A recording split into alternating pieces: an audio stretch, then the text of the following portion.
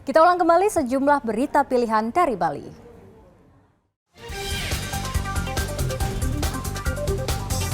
Tiga rumah warga di Dusun Wanasari, Daupuri Kajaden, Pasar Utara, roboh akibat tergerus air sungai.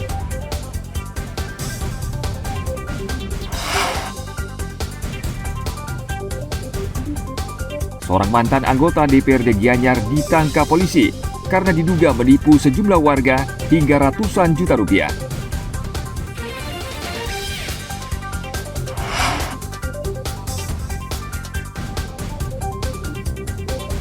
Mencoba kelezatan kuliner Tipat Belayak, makanan khas Bali yang berasal dari wilayah Buleleng dan Karangasem.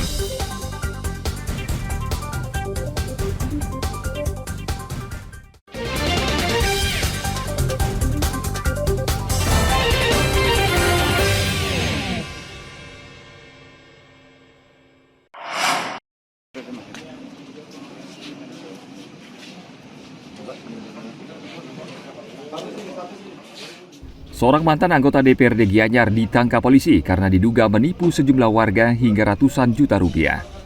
Tersangka Imade Dana tercatat sebagai anggota DPRD Gianyar periode tahun 2004 hingga 2009. Ia ditangkap polisi setelah dilaporkan sejumlah warga yang menjadi korbannya.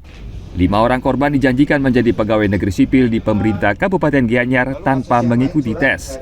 Tersangka memungut uang dari masing-masing korban senilai 100 juta hingga 150 juta rupiah. Nyoman Dana mengaku semua uang sudah diserahkan kepada seseorang bernama Bambang di wilayah Cengkareng, Jakarta. Upaya mediasi telah ditempuh, namun tersangka selalu ingkar janji untuk mengembalikan uang korban. Bahwa uang itu diterima oleh Pak Bambang dari Jakarta, dari Cengkareng. Itu teman saya. Nah terus semua bukti termasuk kwitansi, memang saya foto di kwitansi dan kebetulan waktu itu saya mengendarai sepeda motor, HP taruh di saku, jatuh kemudian dilindas sama mobil sehingga pecah HP itu. Jadi saya tidak bisa membuktikan atau melihatkan foto orangnya. Yang jelas saya sampaikan, saya sama sekali tidak pernah menerima atau menikmati sepersen pun dari kasus yang diungkap ini. Semua saya serahkan kepada Pak Bambang, Pak. Apa motif awal Pak berbuat seperti itu, Pak? Bukan motif lagi karena gini, karena saya dimintain sama Pak Bambang untuk mencarikan anggota mau masuk menjadi PNS. Karena keadaan COVID tidak perlu ada tes katanya. Jadi saya percaya aja sama Pak Bambang karena dia juga karena ingin membantu masyarakat dan teman-teman yang menginginkan anaknya masuk menjadi PNS. Kita lakukan pemeriksaan saksi-saksi. Kita ketemukan bahwa ternyata korbannya dari beliau ini bukan cuma satu orang. Yang sampai sekarang kita temukan itu ada 5-6 orang dengan total kerugian di atas 500 juta. Dijanjikan masuk ke CPNS tanpa ada tes. Jadi langsung masuk. Ya. Tapi kita temukan juga fakta lain bahwa di luar sana masih banyak lagi korbannya. Tetapi tidak mau melapor. Kita sudah kejar, bahkan kita sudah jemput bola. Tapi memang alasannya mungkin karena malu atau karena bagaimana satu dan lain hal mereka tidak mau melapor. Jadi yang bisa kita kumpulir korban sampai sekarang untuk pemenuhan alat bukti ada sekitar 5 korban. Mantan wakil rakyat ini kini mendekam di sel tahanan Mapores Gianyar. Ia dijerat dengan pasal 378 KUHP tentang penipuan dan penggelapan dengan ancaman pidana maksimal 4 tahun penjara. Tim Liputan melaporkan dari Gianyar. Wakil Kabinet Indonesia Maju yang mewakili dan para ulama Sinamian Sani Mustikan Dikil. Ribuan orang dari seluruh Bali mengikuti doa bersama baik secara langsung maupun daring demi kesuksesan pelaksanaan puncak konferensi tingkat tinggi G20 pada tanggal 15 hingga 16 November mendatang. Doa bersama digelar di kawasan Pulau Peninsula Nusa Dua Badung pada hari Rabu lalu. Doa bersama Puja Genta Pinarapitu ini juga melibatkan perwakilan umat Islam, Kristen, Katolik, Buddha, dan Konghucu. 1.200 orang pemangku pura kayangan desa dan jagat se-Bali juga hadir secara langsung di Pulau Peninsula. Mereka secara bersama-sama membunyikan genta dan lantunan doa-doa. Puja Genta Pinarapitu dan doa bersama untuk memohon restu alam semesta agar seluruh kegiatan KTT G20 bisa berjalan dengan lancar dan aman.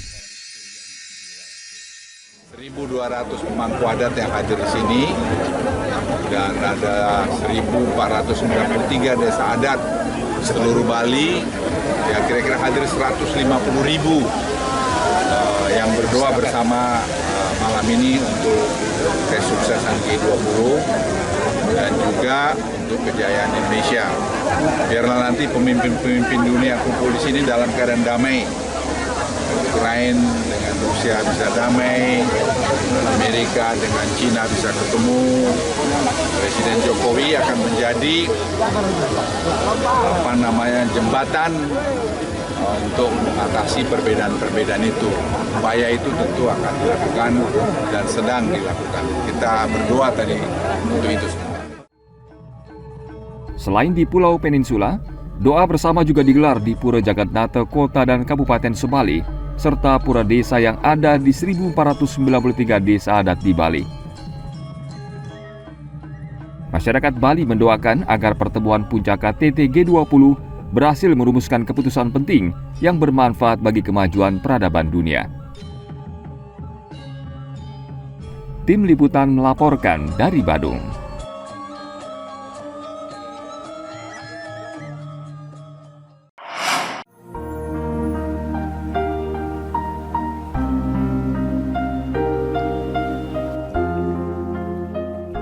Tipat belayak merupakan salah satu makanan khas Bali yang berasal dari wilayah Buleleng dan Karangasem.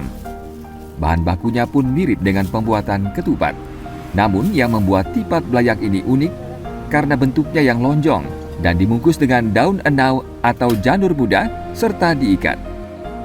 Tipat belayak disajikan dengan lauk ayam tok-tok, ayam tim, tempe manis, sayur urap, telur serundeng, serta kuah khas dengan bumbu genap khas Bali. Makanan ini disukai berbagai kalangan karena rasanya yang enak dan harga cukup terjangkau. Tipat belayak itu kan ciri khas ya, beda sama tipat biasa.